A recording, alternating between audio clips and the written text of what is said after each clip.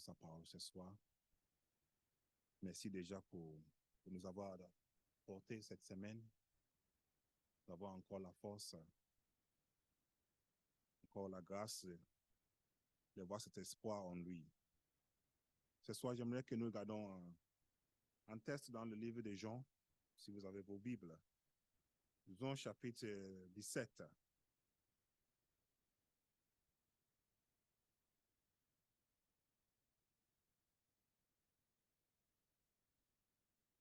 Et on va regarder particulièrement le verset 20, mais j'aimerais qu'on prenne à partir du verset 19. Jean chapitre 17, à partir du verset 19.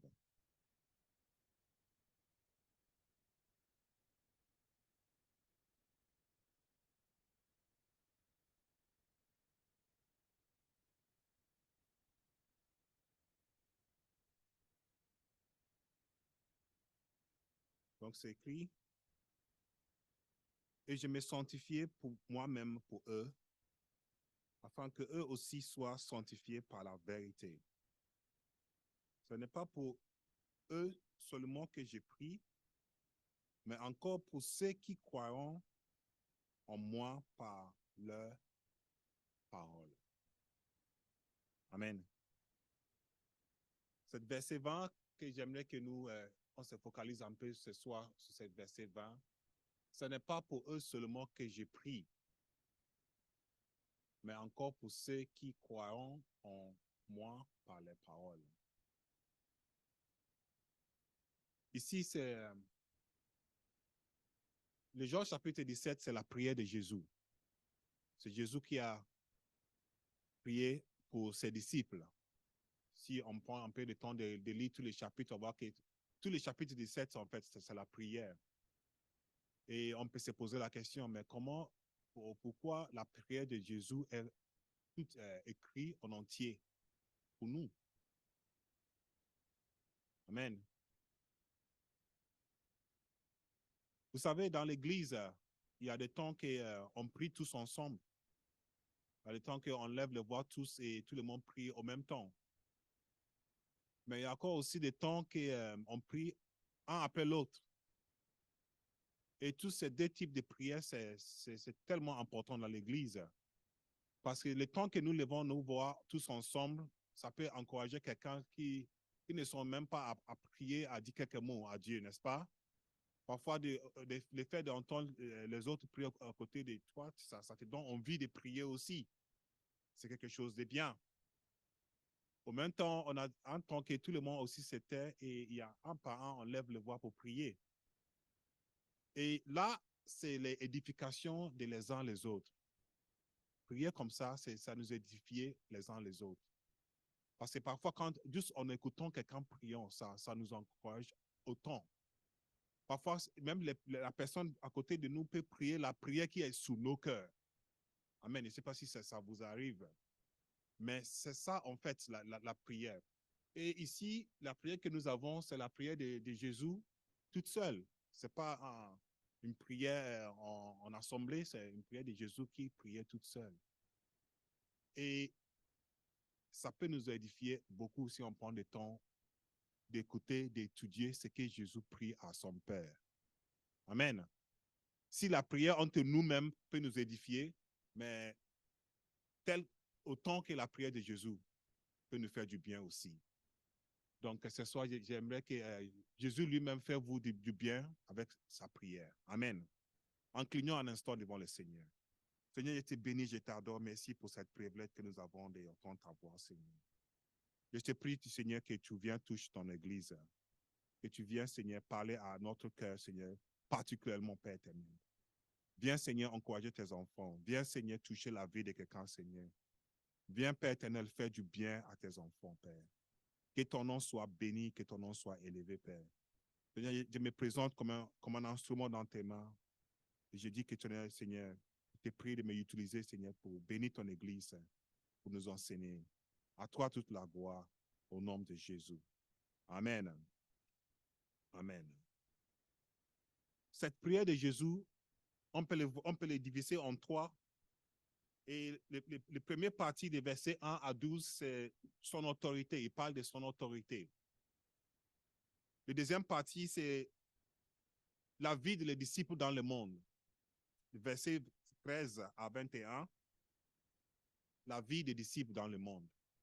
Et on voit comment Jésus prie que Dieu protège ses disciples. Parce que lui, il va partir, mais il veut que l'Esprit de Dieu protège ses disciples parce qu'il savait que ce ne sera pas facile pour eux. Amen. La dernière partie, c'est leur gloire. La gloire qu'il va avoir à la fin du monde. La gloire des disciples à la fin du temps. Et cette partie des versets 20, ça fait partie de la gloire que Jésus a prié pour ses disciples. À l'ouverture même de ce sujet, on se sent inexprimablement ravi de voir l'amour merveilleux de notre Sauveur envers son peuple. Et promis ici qu'il intercédera pour chacun d'eux auprès de son Père. Il déclare que cette intercession s'élèvera également pour ceux qui ne sont pas encore appelés. C'est étonnant.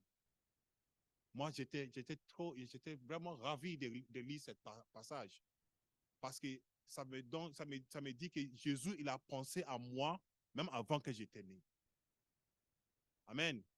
Parce qu'il sait bien de penser aux disciples. Les disciples étaient très près de Jésus. Il les a touchés, il les a entendus, il les a vus. Donc, s'il prie pour eux, c'est normal. Mais regarde ce passage dans sa prière qui dit même pour ceux qui vont croire en lui. Et je ne sais pas à qui ça parle, sauf que de toi et de moi, de nous, aujourd'hui. Amen. Ça nous concerne. Et ça nous donne la joie de savoir que Jésus a prié pour nous. Remarquez la profondeur de son affection et passe tout son temps à intercéder continuellement pour ses peuples. Et ça me fait penser à ce livre d'Ésaïe, quand on lit Ésaïe 62, le verset 1, Ésaïe 62, verset 1, le prophète a prophétisé, il dit, « Pour l'amour de Sion, je ne me tairai point. Pour l'amour de Jérusalem, je ne prendrai point de repos jusqu'à ce que son salut paraisse. » C'est comme si Jésus a fait exactement ce que la prophète a dit. Pour l'amour de Sion. Pourquoi il dit Sion? Parce que c'est à Sion qui habitent les enfants de Dieu. Amen. Et Jésus, il dit la même chose au Père de son Père. Il dit, pour l'amour de Sion, je ne me tairai point. Pour l'amour de toi, Jésus au Père de son Père, il ne va jamais se taire. Amen. C'est puissant, c'est étonnant de savoir l'amour, l'affection que Jésus a pour ses enfants, que Jésus a pour ses disciples. Donc, aucun de nous qui a la foi en Dieu, aucun de ceux qui sont appelés à amener à croire en Jésus est inconnu de lui. Tout le monde, il ne connaît pas, comme la Bible dit, il ne connaît pas notre nom. Il connaît ses rachetés aussi bien et tout au long de leur vie. Il sait lequel de deux ivrons se tournera et se deviendra un membre de sa famille. Il n'y a pas de autant offensé profondeur du péché et de méchanceté qui, s'ils sont les siens, par l'alliance de sa grâce, ne partagera pas son intercession. Il prie pour tout le monde, même le temps qu'on ne le connaît pas encore. Amen. Il a prié pour nous même avant que nous soyons devenus ses enfants. Il a intercédé pour nous même avant que nous étions même nés. Amen. Il dit ici, ils connaissent bien quand il n'y a aucun marque visible sur eux. Jésus nous a connus même avant que personne ne peut dire qu'on peut devenir chrétien. Le temps que le monde nous méprise et nous dit, est-ce qu'il y a un espoir en cet homme? Est-ce qu'il y a un espoir pour cette fille? Est-ce que ma fille va devenir quelque chose un jour? Même avant ça, Jésus a déjà prié pour nous tous. Alléluia. Il décerne ses brebis quand pour les autres, il rassemble à des loups ou des boucs. Il connaît sa famille quand ils sont noirs comme les tentes de Kedar. Et il sait qu'ils seront beaux comme des rideaux de Salomon. Il connaît ses enfants quand ils ne savent pas qu'ils sont à lui. Quand ils s'imaginent qu'ils sont perdus au-delà du sauvetage auquel ils pensent qu'ils ne peuvent pas être sauvés, il connaît la fin de leur vie. Amen.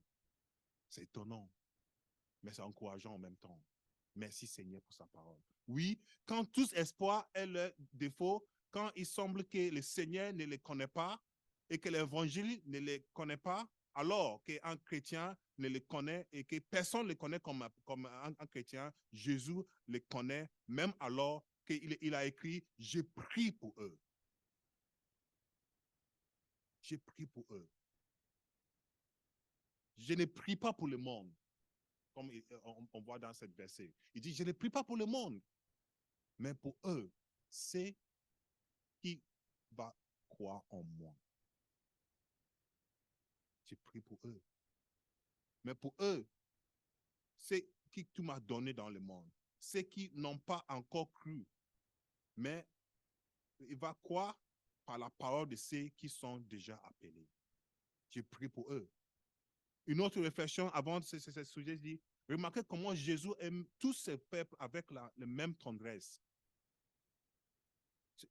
Jésus n'a pas seulement aimé les disciples qui étaient autour de lui. Oui, ils aimaient bien. Mais Jésus savait que les disciples de 12 avec lui, c'est rien à voir à ce que son Père lui a donné dans ce monde. Amen. Quand Dieu a dit à Abraham que tes enfants seront comme des sables c'est quoi le mot? De la mer, de la plage. Ce n'est pas seulement 12 hommes. Amen. Jésus savait qu'il y en a encore beaucoup qui vont venir. Jusqu'à aujourd'hui, on ne sait pas si on est tous appelés, mais ils disent que le jour que la dernière personne deviendra son enfant, ce sera la fin pour tout le monde. Amen. C'est pour ça que nous devons continuer à partager l'évangile. C'est pour ça que nous devons continuer à prier. Oui, Jésus, il connaît ses enfants déjà, mais nous, on ne les connaît pas. C'est pour ça qu'on ne peut pas choisir à qui on peut partager l'évangile et à qui on ne va pas partager l'évangile. On parle à tout le monde et on laisse Jésus choisir ses enfants. Amen. On prie et on partage la parole. Il dit, mon Père, je ne prie pas pour ceux-ci seulement, moi aussi pour ceux qui croient en moi à travers de leurs paroles.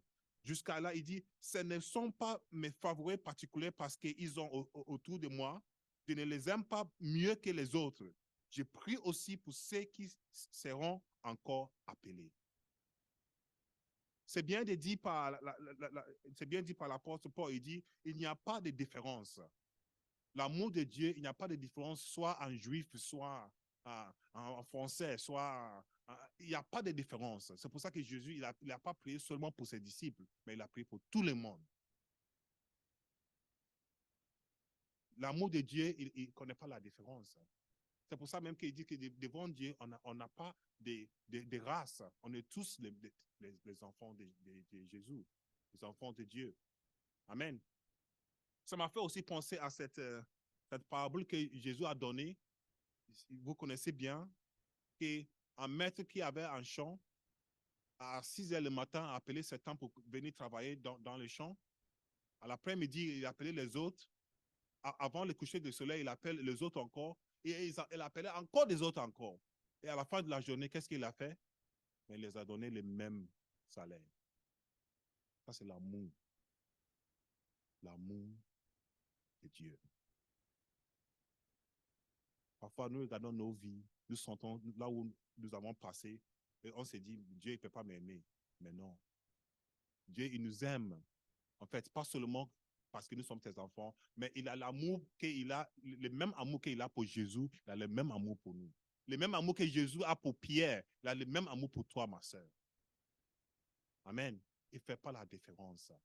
C'est pour ça qu'autant que ses enfants, nous devons avoir cet espoir, cette paix de prier son nom. Cet amour, cet confort de venir devant lui.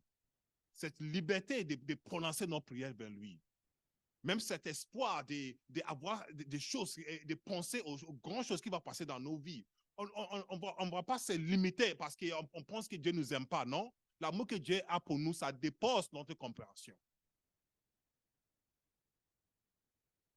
Et ça m'étonne quand Jésus dit, j'ai prié pour eux aussi, même ceux qui ne sont pas nés aujourd'hui.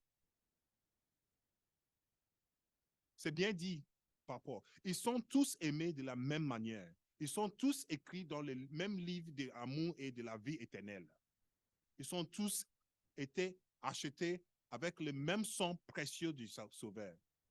L'un n'était pas acheté avec son pied et l'un n'a pas sa main, mais tous avec le sang de son cœur. Ils sont tous justifiés de la même justice, tous sanctifiés par le même esprit et ils rentreront dans le même paradis. Ils sont tous sauvés par la même grâce, aimés du même amour, héritiers du même héritage. Jésus-Christ les met tous ensemble lorsqu'il dit « Je ne prie pas pour eux seulement, mais pour tous ceux qui vont croire en lui ». Regardons la première partie de cette voix. Il dit, la première chose que nous devons voir dans cette verset, il dit, Dieu aime les gens avant qu'ils croient en lui. Dieu nous a aimés même avant. Jésus-Christ ne priait jamais pour ceux qui ne l'aiment pas. Il ne priait pas pour, il ne fait pas des prières hypocrites. Donc, on sait bien que ce qu'il prie, c'est ce qu'il veut dire. C'est que même les prophètes, des hommes normaux comme nous, sont prophétisés des choses qui sont passées exactement comme ils ont fait. Alors, Jésus qui prie, nous savons que ce qu'il dit, c'est la vérité. On ne peut pas avoir le Dieu de sa parole. Ce qu'il dit, c'est la vérité.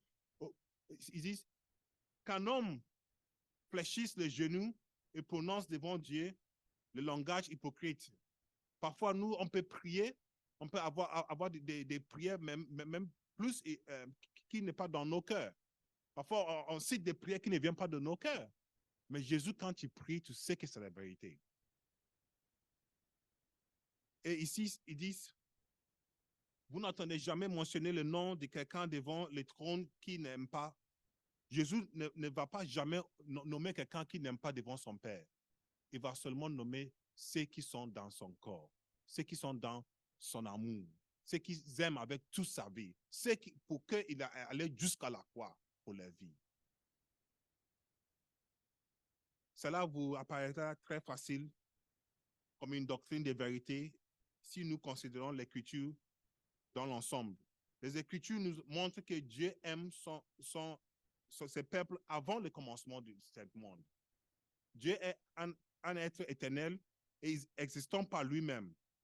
Quand on dit que Dieu aime maintenant, ça veut dire Dieu avait à aimer et il va aimer aussi dans le futur. Donc, si Dieu, ce que nous appelons passé, présent et futur, Dieu, il les prend tous ensemble dans le maintenant. Amen. Dieu, il n'a pas un passé, il n'est pas un futur. Pour Dieu, tout est maintenant. Donc, si Dieu t'aime maintenant, tu sais que demain, Dieu va t'aimer. Amen.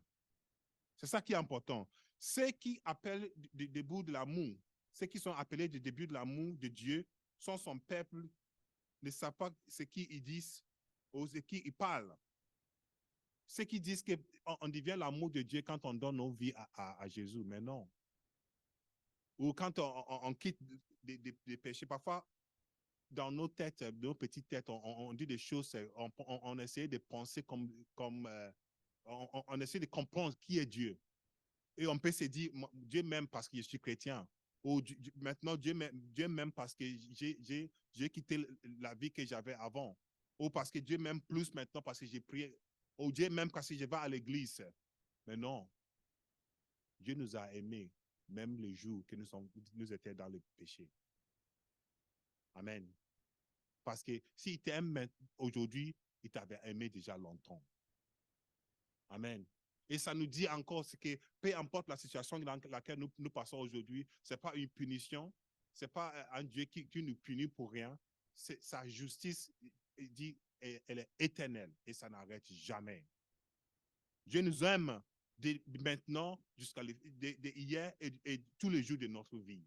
C'est ça l'amour de Dieu. L'amour de Dieu est éternel parce que lui-même, il est un être éternel.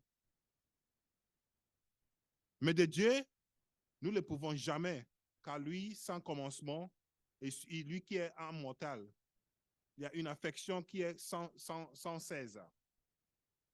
C'est un argument, je pense, auquel que personne ne peut comprendre que Dieu aime son peuple, même s'ils ont errant.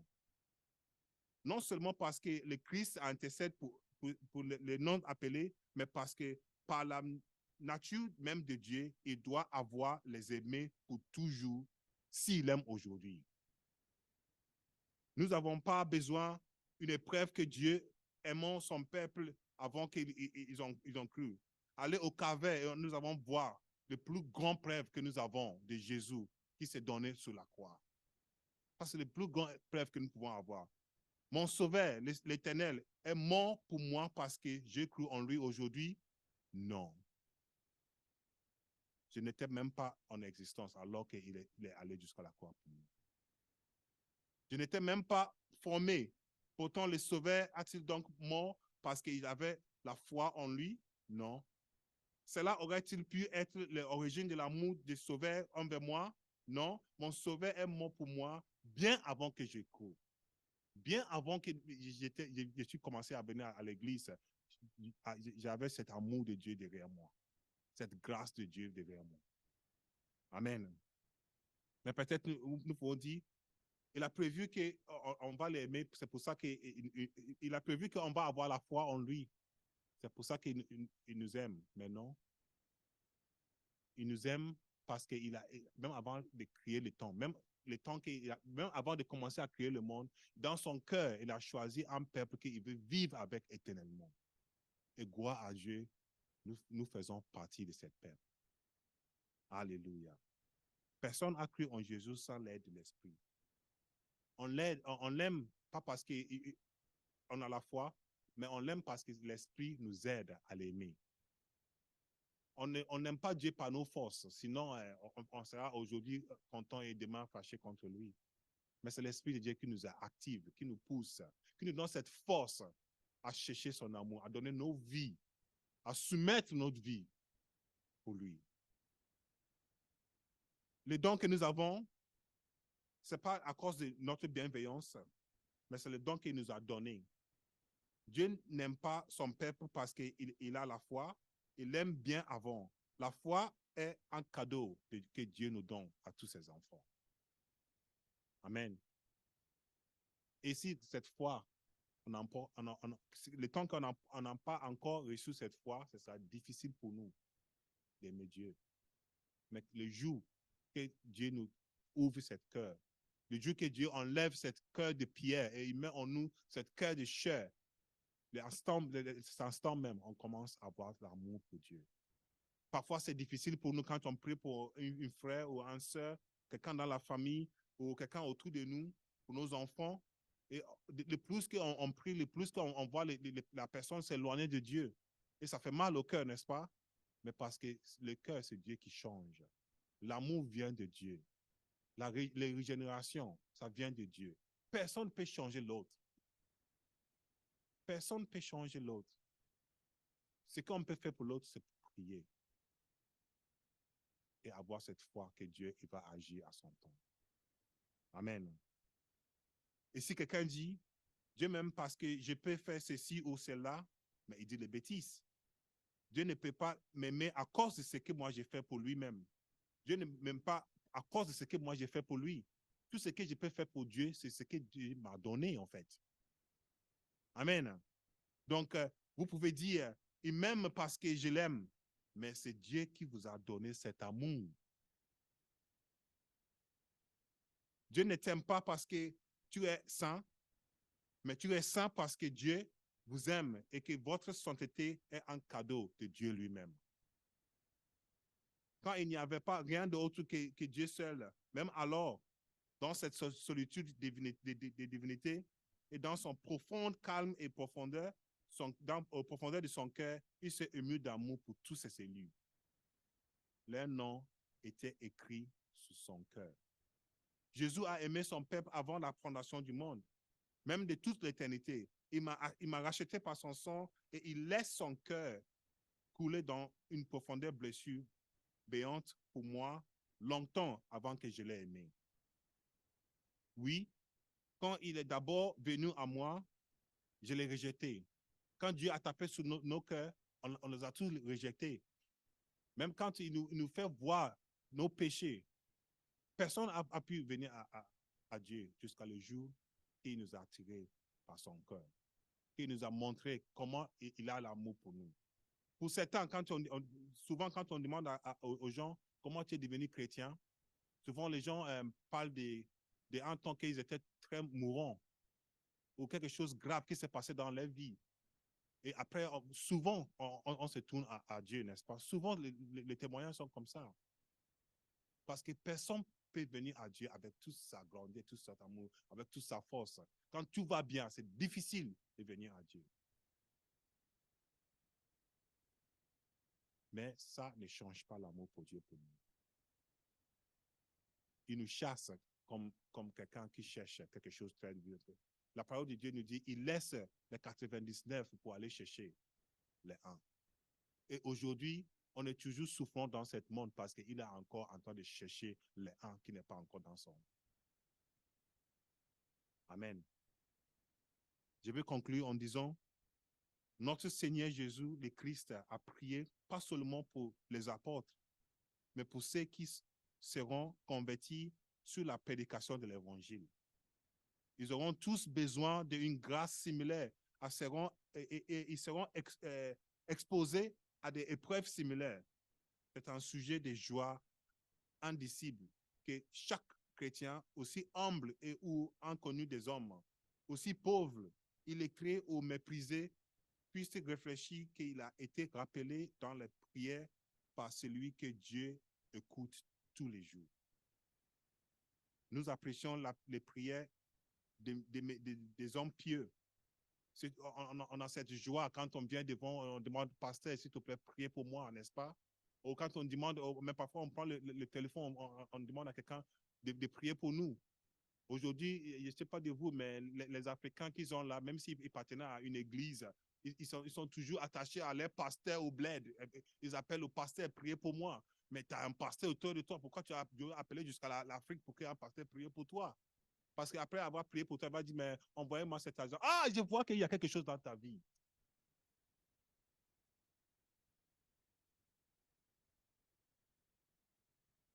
Pourquoi? Parce que nous prenons la prière d'un homme pieux. N'est-ce pas? Parce que c'est quelqu'un qu'on connaît, parce que peut-être on était avec lui au bled avant que nous sommes venus ici.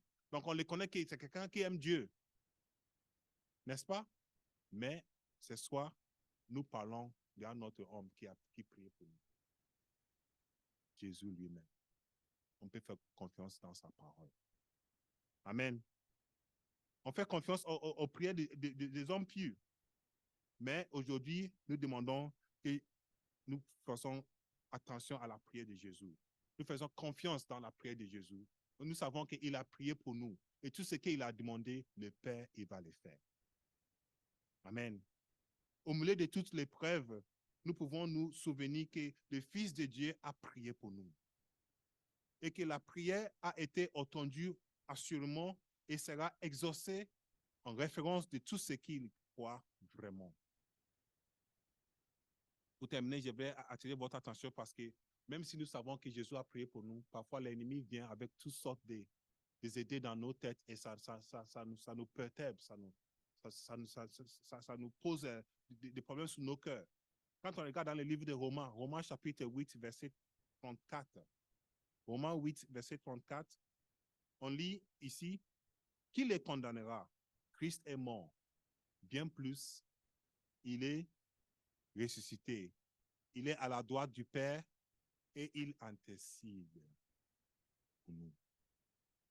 Qui peut nous condamner? Frères et sœurs, nos passés ne peuvent pas nous condamner. Même si j'étais un péché avant, aujourd'hui, j'ai l'assurance de la sang de Jésus qui a coulé pour moi. Qui peut me condamner? Qui peut regarder à mes imperfections et dire, ah, regarde, tu as fait ça. Non, c'est Jésus qui prie pour moi.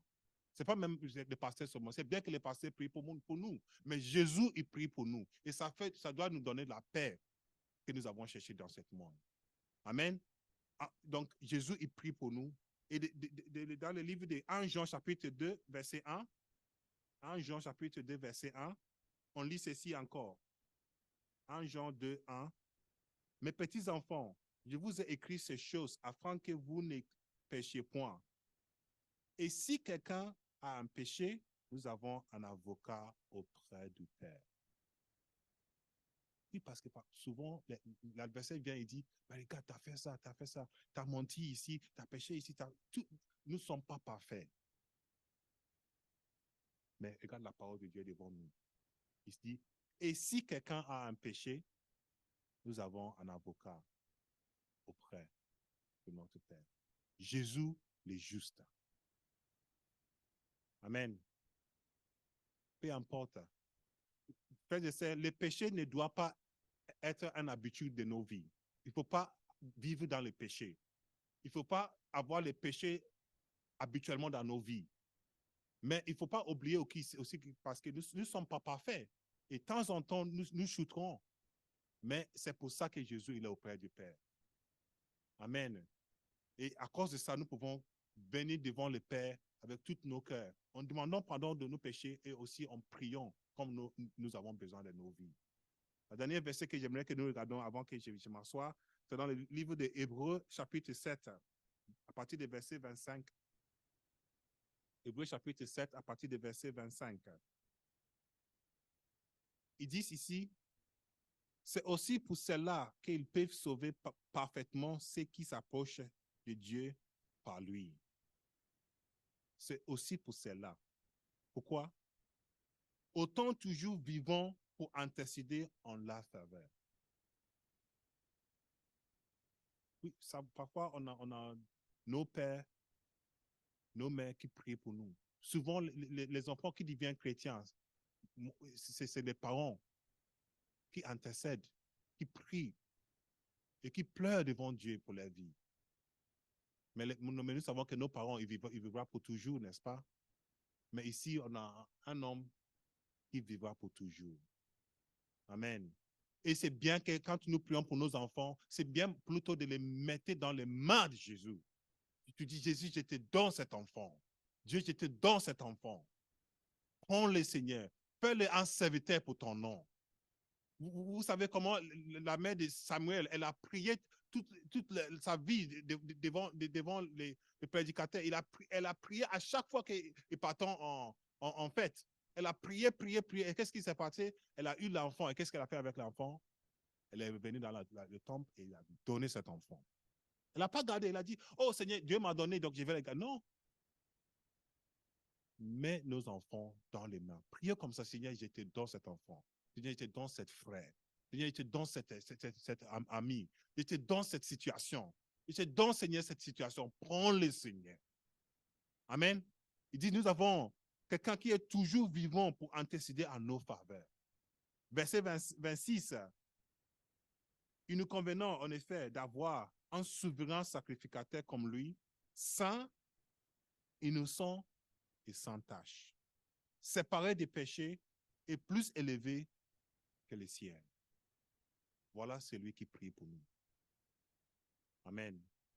Je vous encourage ce soir. Peu importe nos passés, peu importe même ce que nous avons fait aujourd'hui. Jésus, aujourd'hui, il prie encore pour nous. Et il prie avec notre prénom sous ses lèvres. Et il dit, Seigneur, je te prie particulièrement pour ces enfants. C'est bien de prier, mais c'est bien aussi d'avoir cette paix dans nos cœurs. Amen. Avoir cette paix, après avoir demandé, laisser tous nos besoins devant le Seigneur et vivre pour lui encore. Que son nom soit béni. Amen.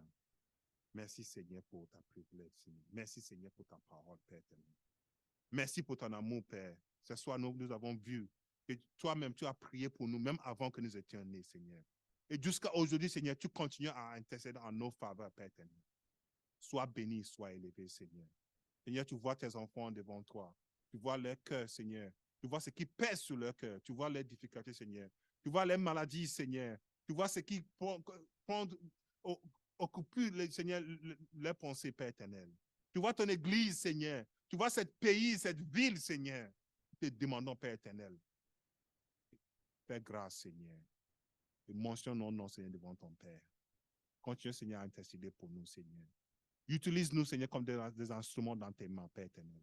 Viens à nos secours, Seigneur. Viens à nos côtés, Père éternel. Nous savons que tu nous as aimés même avant la fondation de ce monde. Et ça nous donne le courage, Seigneur, de continuer, Seigneur, à combattre, Seigneur, de continuer à avoir cet espoir qu'en toi, Seigneur, tout sera parfait pour ton nom. Sois béni, sois élevé. Au nom de Jésus. Amen. Merci.